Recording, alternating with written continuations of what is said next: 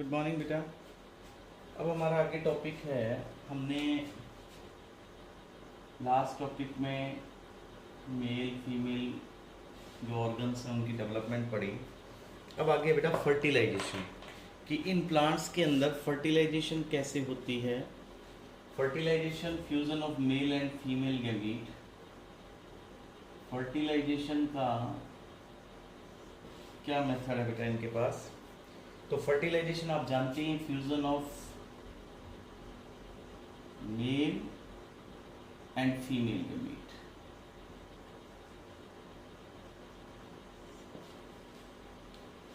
तो fusion of male and female gamete, इसमें बेटा जैसे ही पोलन ग्रेन्स, ये स्टिग्मा, दिस इज ओव्यूल। तो स्टिग्मा के ऊपर आके पोलन ग्रेन्स जैसे ही जर्मिनेट करते हैं, यहाँ पे जैसे ही पोलन ग्रेन आएगा बेटा, तो सबसे पहले तो इसको रिकॉग्नाइज करेंगे। रिकॉग्नाइज यानी इसको आइडेंटिफाई करेंगे कि ये सेम स्पीसीज का है क्या। अगर ये कंपैटिबल है तो यहाँ पे मॉइस्चर एब्जॉर्ब करेगा ये पोलन ग्रेन।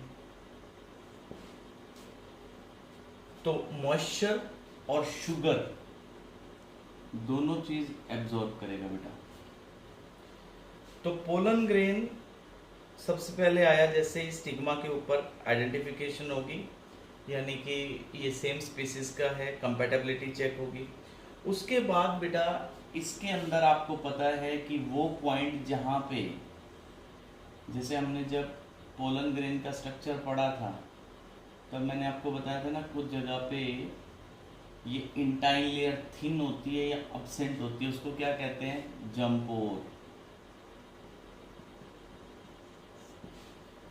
तो जहाँ पे ये अब्सेंट है एक्साइन लेयर, वहां से एक ट्यूब बननी शुरू होती है बेटा।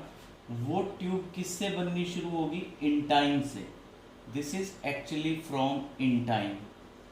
जो पोलन ट्यूब बनती है that is actually extension of intine. Pollen tube is extension of intine. जो इंटाइन है अंदर वो एक्सटेंड करना स्टार्ट करेगी। ठीक है बेटा, ये जो स्ट्रक्चर डेवलप होता है इसको क्या कहते हैं, पोलन ट्यूब। पोलन ट्यूब बननी शुरू होगी बेटा। पोलन ट्यूब कुछ प्लांट्स में एक बनती है, कुछ प्लांट्स में एक से ज्यादा बनती है। अगर वन पोलन ट्यूब बनती हो, वन पोलन ट्यूब हो, जैसे एग्जांपल कैप्सिला प्लांट के अंदर, तो सिंगल पोलन ट्यूब को कहते हैं बेटा मोनोसिफोनस। इस कंडीशन को कहते हैं monosiphonous. And if more than one pollen tubes are formed then it is called as polysiphonous. More than one pollen tube, तो इसका नाम हो जाएगा बेटा पॉलीसिफोनस। ठीक है, अगर एक पोलन ट्यूब हो तो मोनो, एक से ज्यादा हो तो पोली। ये पोली वाली कंडीशन किस में आ जाएगी, ये आ जाती है बेटा मलवेसियाई फैमिली के अंदर। तो मींस फर्टिलाइजेशन के लिए पहले क्या हुआ है कि पोलन ग्रेन पोलिनेशन से यहां तक पहुंचा है, स्टिग्मा तक, ईदर बाय सेल्फ और क्रॉस। फिर इसके कंपैटिबिलिटी देखते हैं कि सेम स्पीसीज से है क्या। पोलन ट्यूब जो ग्रो कर रही है वो जैसे जैसे आगे बढ़ती जाएगी, यहाँ पे ये पोलन ट्यूब ऐसे नीचे आती जाएगी बेटा, तो इससे एंजाइम्स रिलीज होते जाएंगे। किससे, पोलन ट्यूब से। और वो एंजाइम क्या करेंगे, स्टिग्मा और स्टाइल के अंदर, यहाँ जो टिश्यू है ना, दीज एंजाइम्स, इसके अंदर जो टिश्यू है स्टाइल के अंदर, dissolves tissue of stigma and style. तो पोलन ट्यूब आगे बढ़ती जाएगी और यहां से एंजाइम्स रिलीज करती जाएगी और उससे क्या होगा, स्टाइल और स्टिग्मा का जो मटेरियल है वो डिसॉल्व होता जाएगा और एक्सटेंशन होती चली जाएगी पोलन ट्यूब की। अब पोलन ट्यूब जो आगे बढ़ रही है, अगर यहां पे ये पोलन ग्रेन आया था 3 सेल की स्टेज में, फिर तो कोई प्रॉब्लम नहीं। अगर वो 2 सेल की स्टेज में आया है तो जो मेल न्यूक्लियस होता है जनरेटिव, वो 1 से 2 में डिवाइड करता है बेटा। जैसे अपन पढ़ा था ना कि 2 सेल स्टेज है या 3 सेल स्टेज है, तो 2 तरह के इसमें न्यूक्लियस थे। जैसे एक था ट्यूब न्यूक्लियस और दूसरा था जनरेटिव। तो जनरेटिव में जो अगर एक मेल गैमीट है तो वो 2 बन जाएंगे। अभी डायग्राम से एक्सप्लेन करता हूं बेटा, देखो।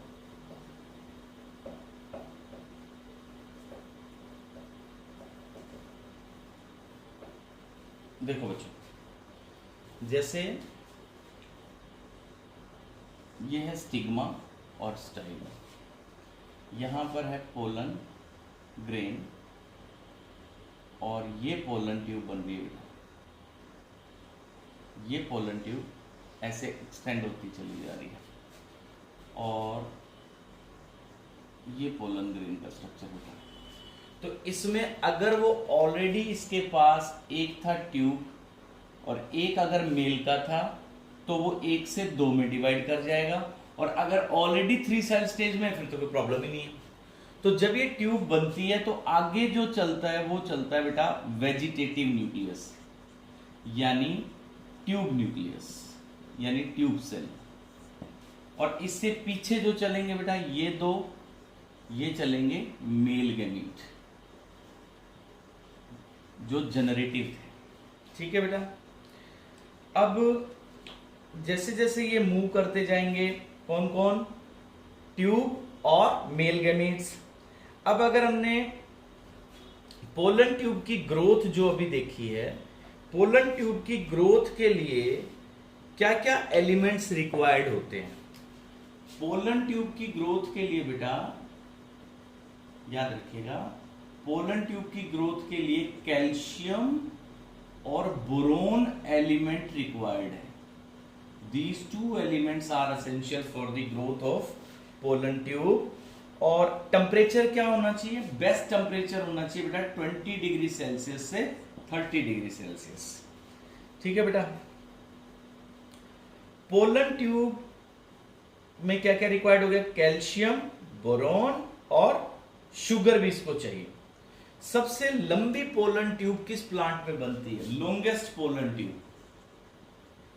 लॉन्गेस्ट पोलन ट्यूब बनती है बेटा मेज के अंदर। मेज बायोलॉजिकल नाम जी मेज, मक्के के अंदर सबसे लंबी ट्यूब 45 सेंटीमीटर की है बेटा। It's about 45 centimetre long. अब इसके बाद जैसे ये पोलन ट्यूब यहां नीचे पहुंच गई, कहां, ओवेरी तक। अब क्या होगा इसके बाद में, अब इसकी एंट्री होगी बेटा। पोलन ट्यूब एक्सटेंड होते होते नीचे आ गई है स्टाइल में, देन व्हाट विल हैपन, देखो बेटा। अब जैसे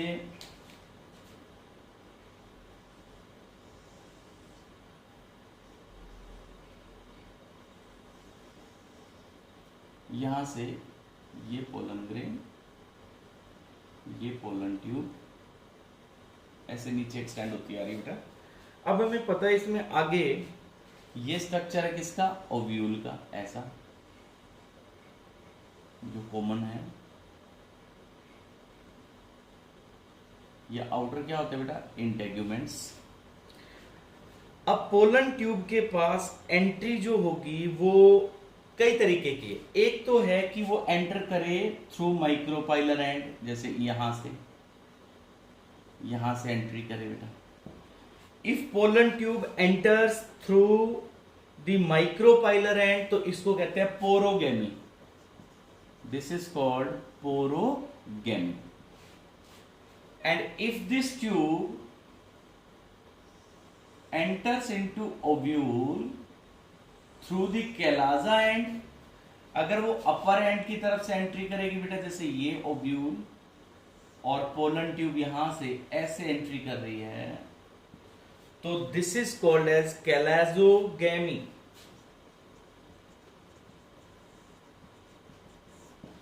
एंड थर्ड बेटा, अगर पोलन ट्यूब इंटेग्यूमेंट्स के थ्रू एंटर करती है, देखो जैसे ये तीन पॉसिबिलिटीज हैं कि ओव्यूल में जो एंट्री है वो थ्रू माइक्रोपाइलर है, थ्रू कैलाजा एंड है, या फिर थ्रू इंटेग्यूमेंट्स है। बेटा देखो ये अगर पोलन ट्यूब यूं बनती है और इस तरह इंटेग्यूमेंट्स के थ्रू यहां से एंटर करती है through integuments, then it is called as mesogamy.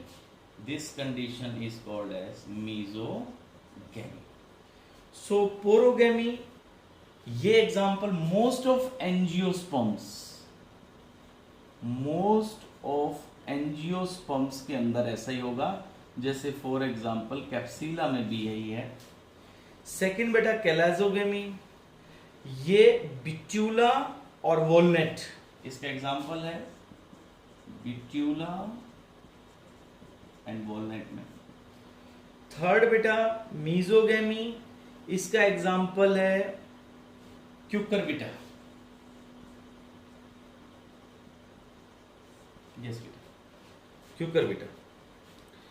तो ये तीन तरह से एंट्री ले सकती है, either from the micropylar, chalaza and और थ्रू द इंटेग्यूमेंट्स। अब एंट्री के बाद एक यहां पे इंपॉर्टेंट बात कि जो पोलन पिस्टिल इंटरेक्शन जिसको नाम देते हैं, पहले भी मैंने डिस्कस किया है, पोलन पिस्टिल इंटरेक्शन का मतलब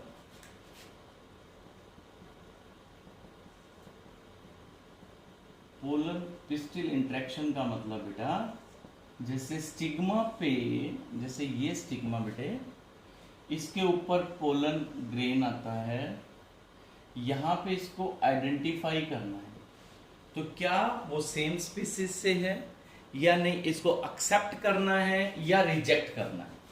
तो यहां पे इसकी एक्सेप्टेंस हो सकती है और रिजेक्शन भी हो सकती है, मतलब पोलन ट्यूब नहीं बनेगी, एक्सेप्ट होगा तो पोलन ट्यूब बनेगी। मतलब कंपेटिबल टाइप आया तो जो स्टिग्मा है उसको एक्सेप्ट करेगा, अदरवाइज इसको रिजेक्ट कर देगा। ये जो सारे इवेंट्स हैं, यहां पे रिकॉग्नाइज करना, इसको एक्सेप्ट करना या रिजेक्ट करना, ये क्या होते हैं बेटा, पोलन पिस्टिल इंटरेक्शन। यस, अब इसकी नॉलेज अगर हमें हो जाए पोलन पिस्टिल इंटरेक्शन की, तो जो प्लांट ब्रीडर्स हैं, जो साइंटिस्ट हैं इस काम में लगे हुए हैं, जो हाइब्रिड बनाते हैं, जो डिफरेंट प्लांट्स की वेराइटीज डेवलप करते हैं, तो उनके लिए आसान हो जाएगा ना बेटा।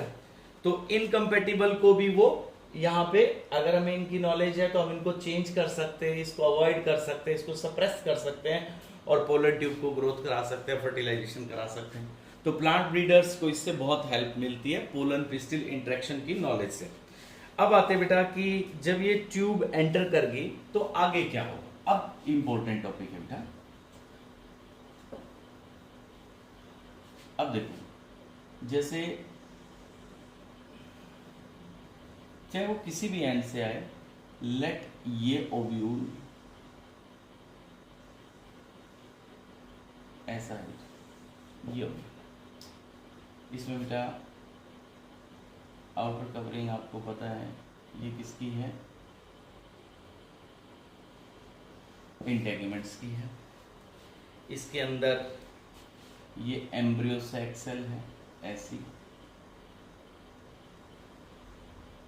यहाँ पे ऊपर यहाँ 3 सेल्स थी, वो कौन सी थी, एंटीपोडल। यहाँ 2 न्यूक्लियस होते हैं, उनको क्या कहते हैं, पोलर न्यूक्लियाई। और यहाँ नीचे, यहाँ इस जगह पे एक तो होता है बेटा एग, और उसके साइड में कौन होते हैं, 2 साइनर्जिड्स। ये देखो बेटा, ये साइनर्जिड्स, तो जो मैंने ग्रीन कलर से बनाए हैं ये साइनर्जिड्स। और इन साइनर्जिड्स में भी एक स्ट्रक्चर होता है ना बेटा, यहाँ पे हमने पढ़ा था, ये क्या था, फिलीफॉर्म अपरेटस।